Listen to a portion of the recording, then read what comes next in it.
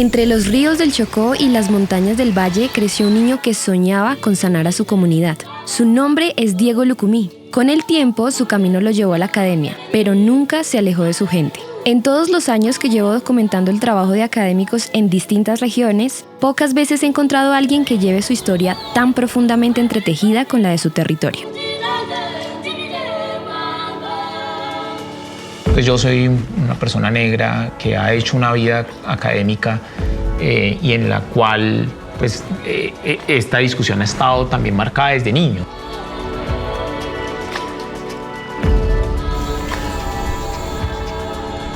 Diego creció entre el Valle y el Chocó y desde niño tuvo claro que quería ser médico.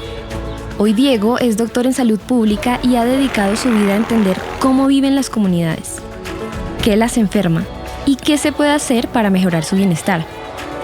Enseña en la Universidad de los Andes, pero nunca ha dejado atrás lo que lo mueve: su gente, sus raíces y esa convicción de que la salud también es una forma de justicia.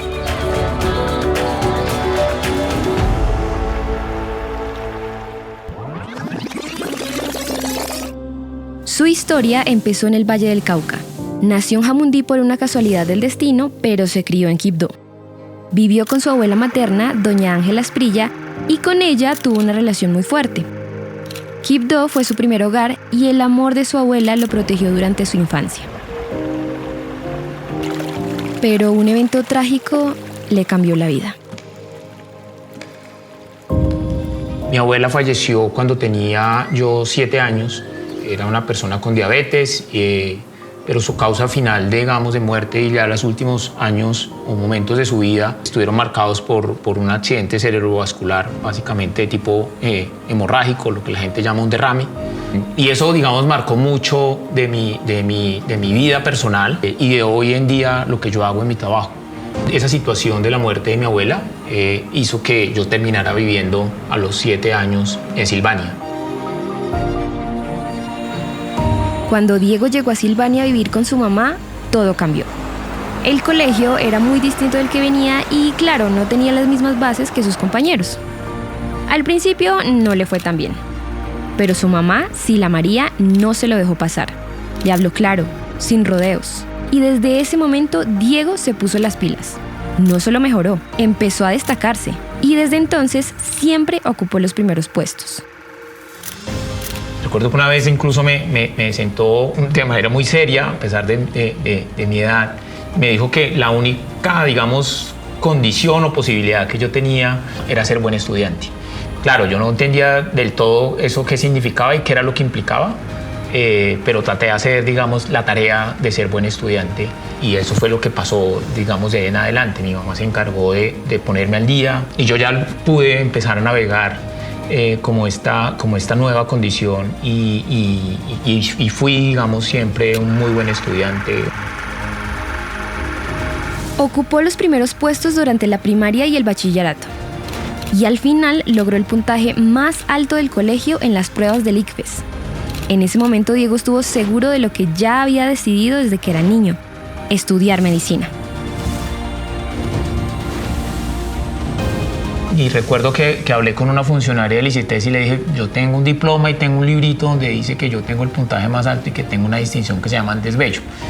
Y esta funcionaria lo que hizo fue, me dijo: no, usted tiene derecho, pues, al menos a que le prestemos la plata.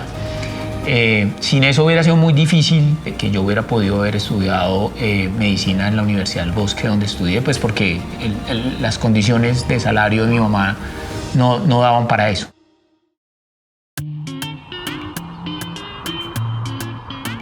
Diego además era un gran futbolista. Durante la universidad fue entrenador de microfútbol en la Junta de Deportes de Silvania. Lo hizo en parte para cubrir los gastos de estudio, que eran muy altos. Estuvo viajando entre Bogotá y Silvania, entre la universidad y los entrenamientos, los fines de semana. Pero además, Diego también entró a hacer política, algo clave para entender lo que quería hacer como médico. Como él mismo lo cuenta irónicamente, primero fue concejal y luego médico. Yo estaba terminando ya medicina y vimos que era importante tener una representación política de ese movimiento. Movimiento Juvenil Silvanense, y esto era digamos, un grupo de gente que nos interesaba a través del deporte fomentar cosas positivas en los niños y los adolescentes en Silvania, y obviamente pues ahí se involucraron papás y bueno, digamos que una cosa muy comunitaria. Saqué la votación más alta en el 97 fue esa elección. Yo termino medicina y ya venía con una crisis de yo siempre quise ser médico, pero ahora ¿qué voy a hacer como médico? Pero empecé a entender que lo que yo quería hacer como médico no tenía que ver con lo clínico y con estar operando o estar haciendo, digamos, lo que convencionalmente hacen los médicos. Y la llegada del consejo me permitió, digamos, cimentar mucho mejor esa idea, porque pude trabajar no solo en temas de salud, sino también que hay que trabajar en temas de servicios públicos, que la educación es importante, que la cultura es importante, que la recreación y la actividad física es importante. Así fue como se enamoró de la salud pública. Esa medicina que no se queda en el consultorio, sino que sale a mirar cómo vive la gente.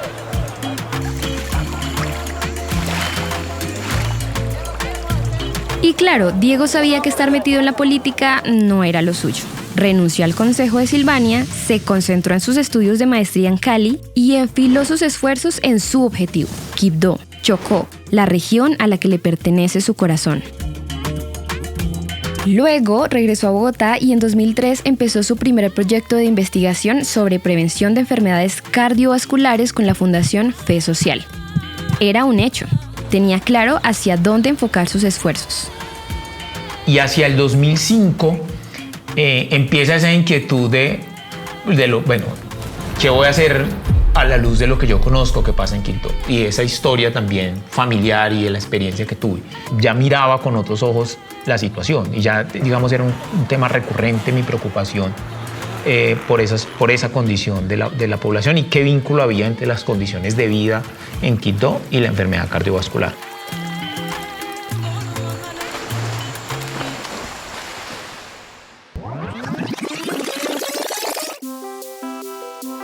Desde que se hizo esa pregunta sobre la salud en el Chocó, no paró de buscar respuestas.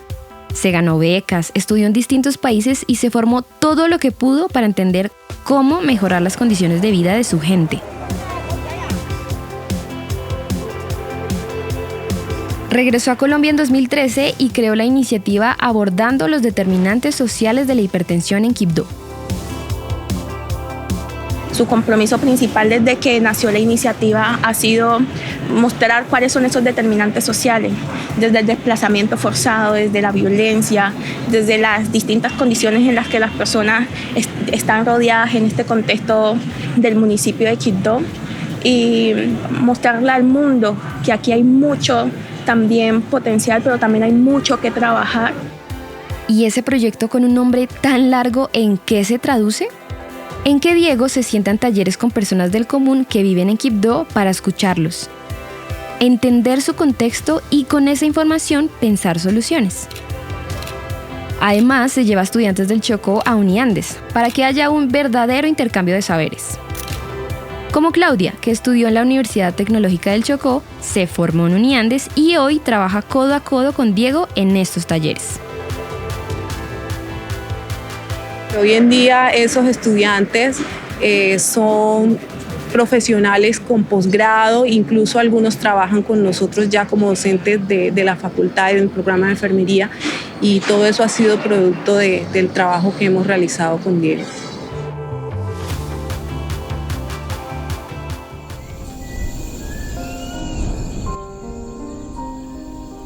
Este recorrido de mi vida es ir y volver en términos de cosas que me han pasado, la experiencia de mi abuela, ver la amputación, que a mi abuela la amputaron, verla sufrir un accidente cerebrovascular, perderla y tener digamos, la circunstancia de ver, digamos, que mi mamá también hace un accidente cerebrovascular y al final también termina muriendo. Genera frustración, dolor, obviamente también, pero pues también como motivación porque pues hay que seguir haciendo cosas para que otra gente, otras personas no les pase lo mismo, y yo creo que eso sigue siendo como una motivación muy importante y un compromiso muy importante que va más allá, digamos, de lo académico, sino que se vuelve algo, digamos, como que le da sentido a la vida.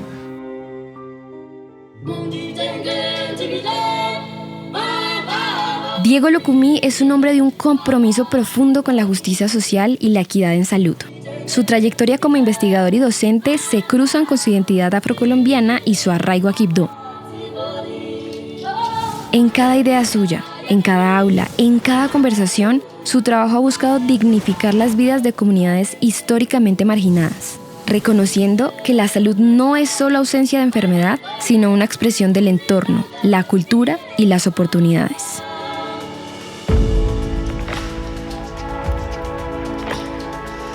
Mi experiencia en Silvania, el tener que preguntarme por qué aquí la gente es de otro color, o por qué la gente come diferente, o por qué las costumbres son diferentes. Porque al final también lo que vemos es que muchas de estas condiciones que nos interesan a los salubristas tienen como presente que las personas que están en una condición de vulnerabilidad o de marginación o de subordinación, digamos, en una estructura social, pues son las que terminan teniendo menos posibilidades de ser saludables. Y en el caso colombiano, pues lo vemos, digamos, en esa estructura en las poblaciones indígenas y en las poblaciones negras. Entonces, digamos, para mí ser salubrista implica también reconocer eso y entender eso y trabajar y aportar para que podamos cerrar esas brechas que tienen que ver con esa condición de desigualdad y más específicamente de inequidad en la cual, digamos, viven muchos de los grupos poblacionales en Colombia.